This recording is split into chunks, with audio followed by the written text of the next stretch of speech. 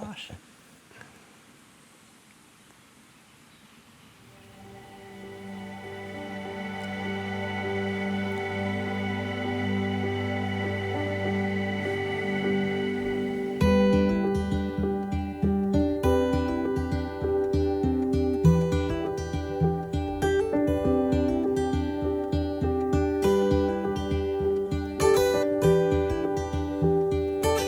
Hi, wir sind Manouk und Meru, die Earth Medicine Family.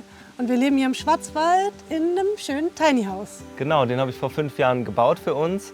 Und ja, vor 4 Jahren haben wir auch eine Lebensgemeinschaft hier gegründet und leben hier in der tief wunderschön in der Natur. Zusammen mit unseren 2 Kindern. Genau, und ich würde sagen, wir leben so 50-50 Tiny House und Bauernhaus.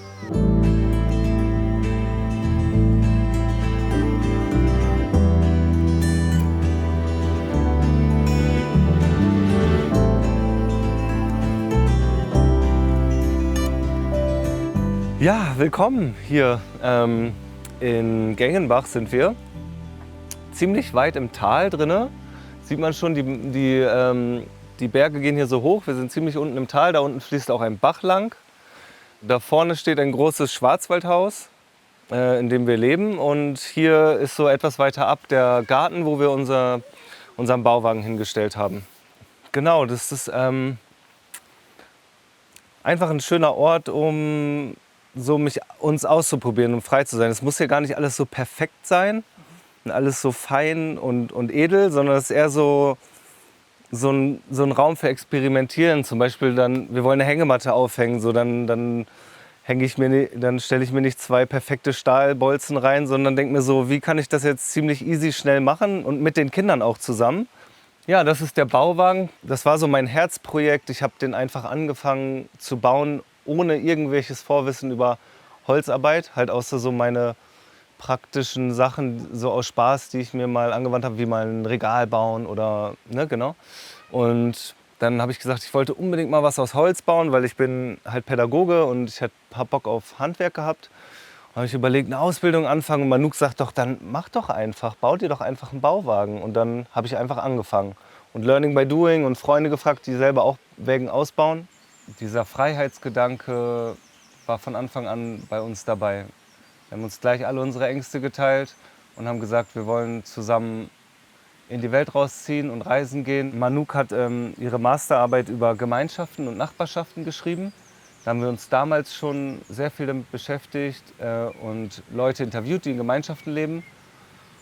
Und da hat uns das richtig berührt, wie diese Menschen leben. Und wir wussten dann, das wollen wir auch. Und dann haben wir uns gesagt, wir wollen irgendwann Gemeinschaft gründen. Und dann haben wir gesagt, wir gehen reisen, weil wir wollen sehen, wie die Leute auf der Welt in Gemeinschaft leben. Oder wie die ursprünglich vielleicht auch noch so leben, in ihren Familien, in ihren Tribes. Und wir wollen die Menschen auf der Reise kennenlernen oder solche Menschen kennenlernen, mit denen wir dann auch zusammenleben wollen. So ist das eigentlich entstanden. Und dann sind wir losgereist, 2 Jahre lang. Und ziemlich von Anfang an habe ich so Feuer gefangen, weil wir hier frisch in den Schwarzwald gekommen sind und hier Schindeln traditionell sind. Also diese Dinger hier, als Außenfassade oder als Dach.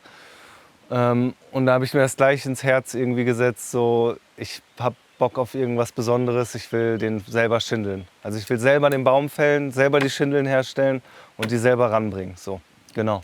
Ja, dann habe ich den gebaut, das war noch woanders, an einem anderen Ort. Und als wir dann hier rüber sind, das war eine lustige Aktion, haben wir den mit einem Unimog dann hier rüber gezogen. Und das war einfach nur so ein schwarzer Kasten, also weil dann diese Dampfsperre da nur einfach drum war und noch keine Außenfassade, sondern Dach und Fenster und Folie drum. Und dann haben wir diesen schwarzen Kasten hier hochgezogen, dann stand der hier und dann bin ich in den Wald gegangen und habe einen schönen Baum gefunden, den auch um Erlaubnis gefragt, so machen wir das, ob ich ihn nehmen darf für meine Familie, fürs Haus. Genau, und dann habe ich den gefällt und das war ein spannender Prozess dann, weil das hat, glaube ich, ein halbes Jahr gedauert, diese Schindeln herzustellen, weil ich das noch nie gemacht habe und das ist unglaublich schwierig, diese Fertigkeit. Das sind die Wasserläufe von dem Baum sozusagen und das willst du haben, weil dann sind diese Wasserröhrchen noch geschlossen und das ist dann automatisch, also von Natur aus, wasserdicht, genau. Und hält ewig.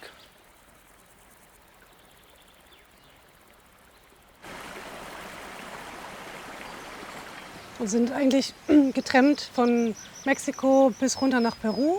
Ich war in den Bergen, in den Anden mit den Mamitas unterwegs.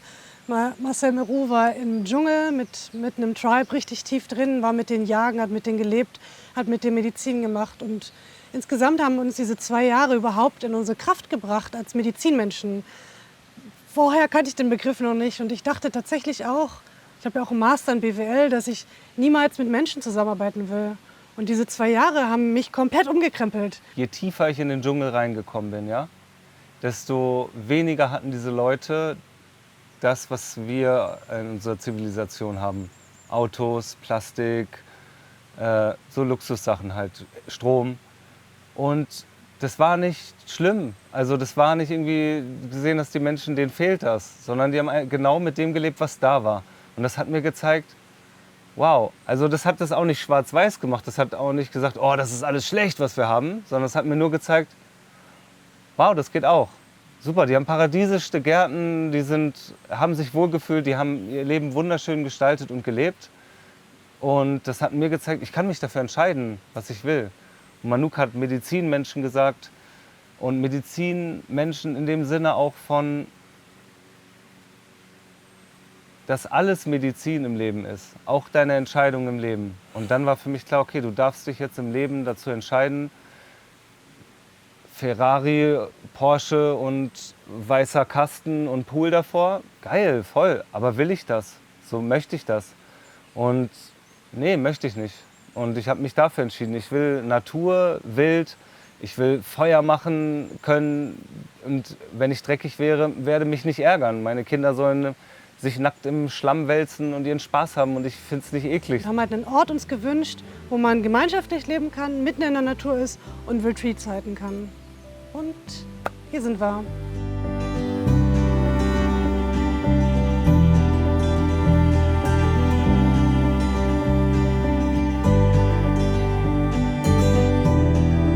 Ich mag euch gern unser Tiny House zeigen. Das ist sozusagen unser Winternest und unsere Sommerresidenz mitten im Schwarzwald. Also komm mal mit rein.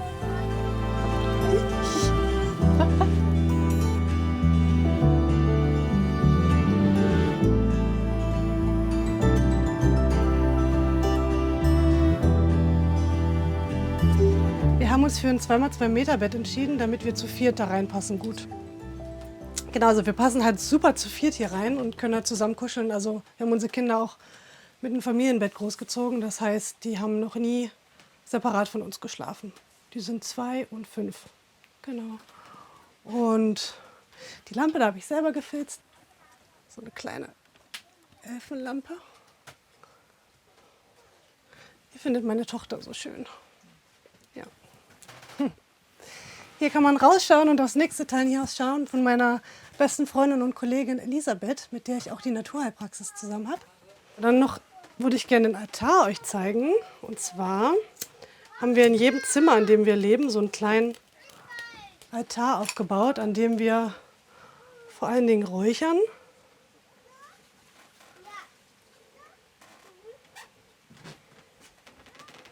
Oder auch immer eine Kerze brennen haben abends. Es gibt meistens eine frische Blume. Wir haben ein großes Bauernhaus, jeder hat ein Zimmer in dem Bauernhaus und dann hat jeder noch so seine mobilen Bauten, fliegende Bauten nennt man das. Also wir hatten mal 4 Bauwegen, jetzt sind es gerade 3 mit einer Jurte, also eine bewohnte Jurte. Und anders würden wir es auch gar nicht mehr gestalten, weil es total wichtig ist, dass jeder seinen Bereich hat. Je enger man lebt, umso mehr Konfliktpotenzial gibt es dann halt. Ne? Es geht dann halt um Badputzen oder Küche sauber halten. Und je weiter man das auseinander nimmt, umso weniger Konfliktpotenzial gibt es dann tatsächlich, würde ich jetzt mal behaupten.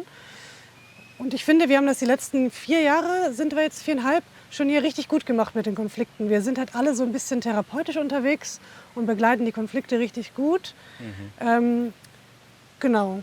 Aber das ist halt ein Thema, dass es wirklich wichtig ist, immer wieder Räume zu schaffen, wo man sich halt auf Herzebene begegnet und auch wirklich ausspricht, was da abgeht, damit man halt nicht so viel denkt und anfängt zu lästern, sondern dass das dann wirklich in die Mitte kommt.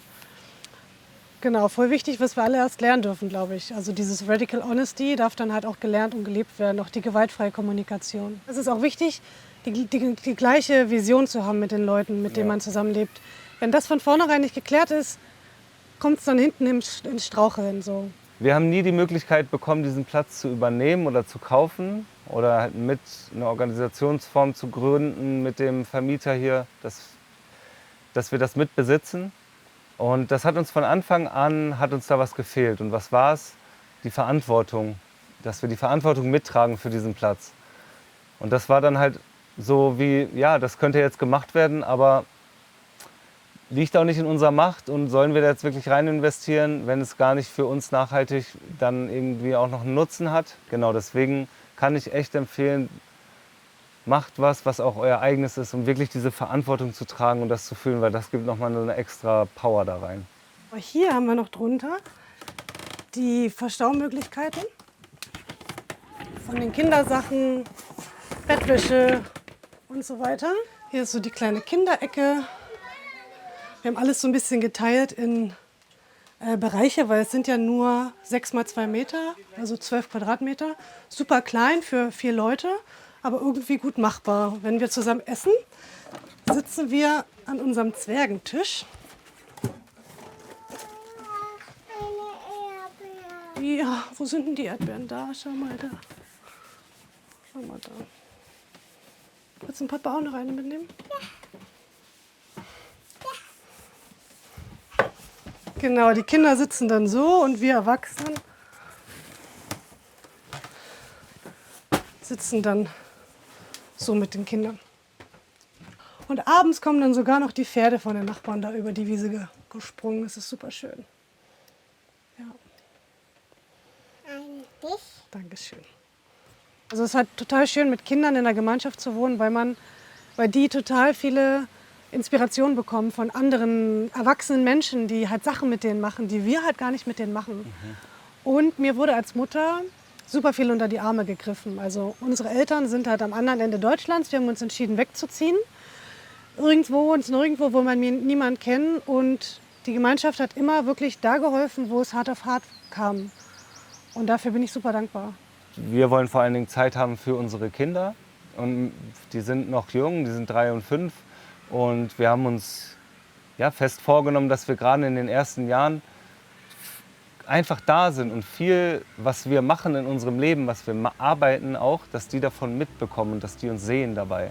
Das heißt, die sehen die Sinnhaftigkeit im Leben, dass man direkt was anpflanzt und davon erntet, dass man sich direkt darum kümmert, sein Feuerholz zu machen oder sich direkt darum kümmert, wenn irgendwelche Sachen anfallen. Es müssen Sachen repariert werden und alles Mögliche oder der Garten muss gestaltet werden.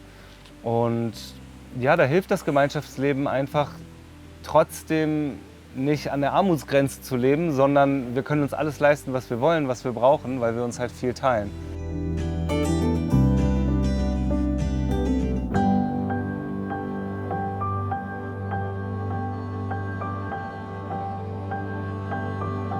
Da habe ich ziemlich günstig bekommen, deswegen habe ich ihn auch genommen als erstes Projekt. Da wollte ich nicht irgendwie unendlich viel investieren, sondern halt auch einfach ausprobieren. Also ich habe den von null aufgezogen bis auf das Dach. Also der Rest, den konntest du in die Tonne kloppen, haben wir ein schönes Feuer von gemacht. Das Dach fand ich aber so gut und weil da auch so dicke Teerpappe drauf ist, habe ich irgendwie gedacht, oh, das will ich noch weiter benutzen. Ich habe unten als ersten Boden Bretter genommen. Ich habe eigentlich für alles Bretter genommen, weil ich habe die Bretter bekommen von einem Nachbarn auch, da wo wir gelebt haben. Und der sägt noch traditionell die Bäume mit einer vom Wasserrad betriebenen Säge. Ich habe einen Fehler gemacht, ich habe alles Feuchtholz gekauft und das auch verbaut. Das heißt, dann hatte ich irgendwann mal so 1 bis 2 Zentimeter Lücken dazwischen, als das dann gut getrocknet ist. Dann habe ich halt komplett alle Bretter nochmal abgemacht und die näher zusammen und dann noch ein paar extra Bretter dazwischen. War jetzt halt ein Mehraufwand, habe ich aber auch was von gelernt, genau. Und wie ich gesagt habe, Experimentierfeld. Wollte ich halt auch mal Geld investieren in so einen Solarheater für Wasser. Und dann irgendwie nur aus Platz sparen habe ich mal den Schlauch oben drauf aufs Dach geschmissen. Und jetzt haben wir halt auch Warmwasser. Und dafür, dass wir hier nicht regelmäßig duschen, sondern dass eher so unser Outdoor-Dusche ist, funktioniert das auch super. Ja, und so liebe ich das hier einfach zu gucken, was kann man so machen und sich dann selber zu helfen. Genau, später dann im Nachhinein haben wir noch diese Terrasse dran gebaut, weil wir es auch einfach vorne trocken haben wollten. Und gleichzeitig wollte ich aber auch für eine Terrasse nichts vom Innenraum wegnehmen. Hier sind so unsere Gläser und Tassen. Bisschen aufs Minimum reduziert, weil man ja gar nicht so viel Stauraum hat. Wir haben uns für eine Herdplatte mit 2 Gasherden entschieden, was ich jetzt im Nachhinein bereue, weil es echt nicht so leicht ist, für 4 Leute mit 2 Herdplatten zu kochen. Das würde ich jetzt im Nachhinein, glaube ich, anders machen und 4 oder wenigstens 3 Herdplatten nehmen. Wir haben einen Wasserhahn mit Durchlauferhitzer.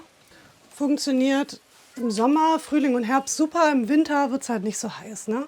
Und im Winter haben wir auch noch so, das haben wir noch gar nicht abgebaut diesen Winter, da haben wir, weil das Wasser ja, also wir haben die Leitung leider nicht so tief gegraben, weil wir ja nicht wissen, wie lange wir hier sind und haben dann im Winter so einen großen Kanister oben. Genau. Den muss man auch gar nicht so oft befüllen, das geht schon ganz gut klar. Als Griffe hat Marcel Apfelholz genutzt. Super schöne Griffe, die er gesammelt hat über die Jahre. Und hier so Schwartenbretter, die also einfach so ein schönes rustikales Design haben. Hier sind so Trockenware, das Besteck. Generell haben wir den Wagen so gebaut, dass man sich fühlt, als wenn man in einem Baumhaus ist, weil alles vom Boden bis über die Seiten hin zur Decke aus Holz ist. Und alles auch recycelt oder secondhand oder gefunden, also die Fenster. Wobei wir das auch ein bisschen bereuen, da hätten wir uns teilweise besser Fenster kaufen sollen. Also es ist wirklich so ein Lerneffekt. Das ist der erste Bauwagen, den wir gebaut haben oder den er gebaut hat. Und jetzt würde man schon viele Dinge anders machen, aber im Grunde ist es total, ja, sind wir total zufrieden. Ja. Wir haben auch Schwartenbretter oben genutzt, einfach, dass das Design so rustikal wie möglich ist und man sich einfach wohlfühlt. Es wurde auch mit dem Trecker hierher gefahren. Es ist schön, zu den Nachbarn so eine Connection zu haben und einfach regional die Leute zu unterstützen.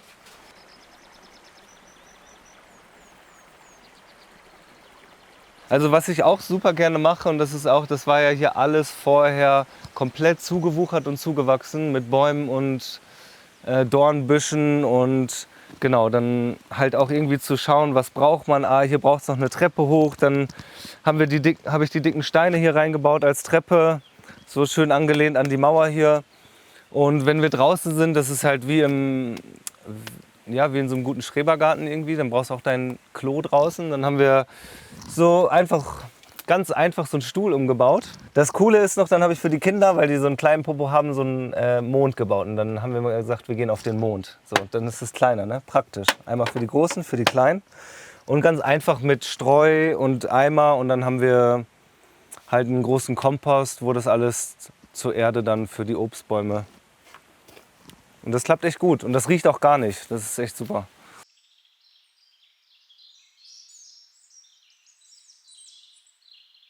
Wir haben da oben mitten im Wald eine 10 Meter Plattform gebaut. Da steht jetzt eine weiße, helle Zeltjurte. Kleines Amphitheater. Ja, ein kleines Amphitheater eigentlich. Man kann bis in die Vogesen schauen, hat so voll den Weitblick. Und als ich den Ort gesehen habe, ungefähr vor 4 Jahren, ne, stand ich da. Wir haben schon Breathwork gelernt, wir haben schon Breathwork-Seminare gehalten.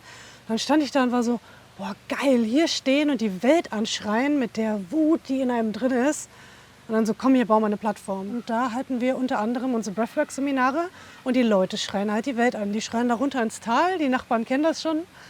Es geht nicht nur ums Schreien beim Breathwork, nur mal so Nee, aber die Wut ist einfach wirklich eins der meist unterdrückten Sachen heutzutage. Ja. Und da oben sind noch andere Zeremonien. Wir haben Schamanen da. Diesen Sommer sind die Yawanawa da aus dem brasilianischen Dschungel. Dann kommt eine Schamane, mit der wir seit 7 Jahren zusammenarbeiten, aus Argentinien. Das ist ein sogenanntes Johanneskreuz. Das ist eine ganz alte Tradition, wurde das über Türen gehangen. Das ist das doch noch vom letzten Jahr.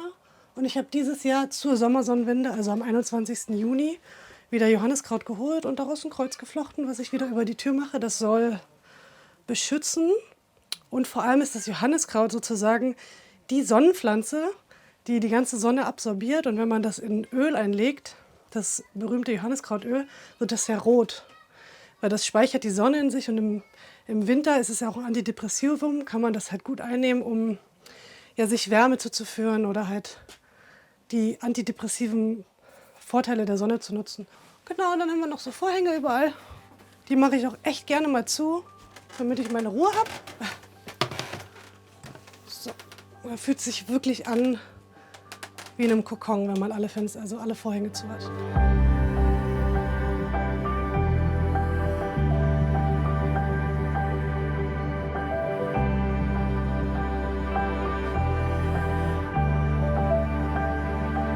Da haben wir klar einfach so Beerenbüsche angepflanzt, Rosmarin und es kommt immer was Neues dazu, wenn die Schnecken das nicht auffressen. Das ist der kleine Erdbeergarten von meinem Sohn, der ist aber schon leer gegessen und macht auch keine Erdbeeren mehr. Genau, dann das war auch cool. Wir hatten hier so unwies viele Ziegeln liegen von den Vorbesitzern und dann dachten wir, was machen wir mit den Ziegeln, dass die hier nicht so als Berge rumstehen, und dann haben wir damit den Garten gebaut. Ja, und was die Schnecken noch übrig gelassen haben, das ist dann, wächst dann hier, ne? Mais und Bohnen und Kürbis, sowas machen wir eigentlich, und Kräuter, Salate und so am allerliebsten. Hier ist noch unsere kleine Hanfpflanze, die blüht auch schön bald. Und dann haben wir hier noch für die Kinder so eine Kinderspielecke gemacht. Das ist auch ganz cool. Manchmal kochen die hier stundenlang irgendwas aus Kirschkernen und Matschkuchen und alles mögliche. In alten Toaster haben wir den auch hier hingestellt, um einfach, dass die so, das, was die halt nicht dürfen, ne, in der Wohnung mal so alles in den Toaster stopfen und so, dass die sich hier voll ausleben können. Hier ist so unser Außenbereich, wo wir essen und die Kinder spielen können. Kleinen Kindertisch natürlich, wo wir als Eltern und als gechillte Menschen auch einfach mal im Stuhl hängen können. Sommer, gutes Wetter macht es natürlich leichter, dann können wir viel draußen sein. Wenn es warm ist, im Regen auch, wenn es kalt ist auch. Wir sind viel draußen trotzdem. Das ist tatsächlich auch das Schöne. Wir haben so einen kleinen Raum und dadurch sind wir auch mehr aufgefordert, mehr draußen zu sein, weil natürlich wollen wir nicht die ganze Zeit drin sein und uns irgendwie in einem Raum alle begegnen. Was total heilsam ist, weil wir dann ja alle auch viel ruhiger sind. So. Wir wohnen ja auch nicht komplett hier in dem Wagen, das ist so unser Ausweichort sozusagen. Wir haben ja eine ganze Wohnung da noch oben und von dem her muss ich so auch dazu sagen, zum Glück wohnen wir auch nicht alle zusammen, weil das würde gar nicht gehen. Also ganz realistisch, wenn wir nur hier wohnen würden, das wäre viel zu wenig Privatsphäre. Auch die Kinder brauchen auch einen Rückzugsort und da oben haben die ihr Zimmer und genau. Ich mag dieses kleine hutzelige Höhlengefühl, was wir dann haben an diesem kleinen Zwergentisch. Das fühlt sich total schön an. Ja, auch der Regen, wenn man den dann hört, der prasselt so aufs Dach und dann ist das für die Kinder auch immer schön, dann, ne, sich direkt einzukuscheln und das Gefühl zu haben, eigentlich trotzdem noch im Wald zu sein, obwohl man drin ist. Wir heizen mit einem Holzofen. Wir haben uns für einen mit einer Scheibe entschieden, dass man echt schön davor sitzen kann. Im Winter haben wir auch den ganzen Boden voller Felle. Super romantisch, voll die schöne Höhle. Und ich muss sagen, die Kinder gehen super damit um. Die sind mit Holzöfen groß geworden. Wir wohnen ja auch noch im Bauernhaus und da gibt es halt auch einen riesigen Kamin, der super heiß ist im Winter, aber kein Kind hat sich jemals irgendwie verbrannt. Generell den nächsten Wagen, den wir bauen würden wir mit einer Heizung, einer Fußbodenheizung machen. Weil es schon, gerade wenn die Kinder im Winter hier spielen, haben wir deshalb auch die Felle, aber es ist einfach fußbodenkalt leider. Genau. Aber dafür gibt es im Schwarzwald die berühmten Schwarzwaldschuhe. Die haben so eine richtig schön warme Wollsohle. Die halten meine Füße warm.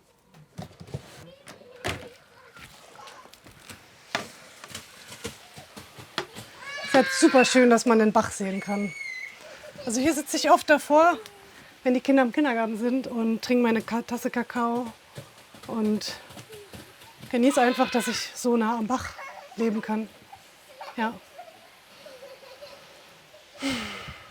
Und wir haben den Wagen auch so gebaut, dass wirklich genug Platz ist, um Yoga zu machen. Das war damals so ein, okay, was muss sein? Das war sozusagen unser Meditationsfenster und dann war halt genügend Platz zum Yoga machen. Wenn du einen Traum hast und dann krampf dich nicht daran fest, sondern träum das und visionier das auch mit deinem Partner oder Freunden zusammen.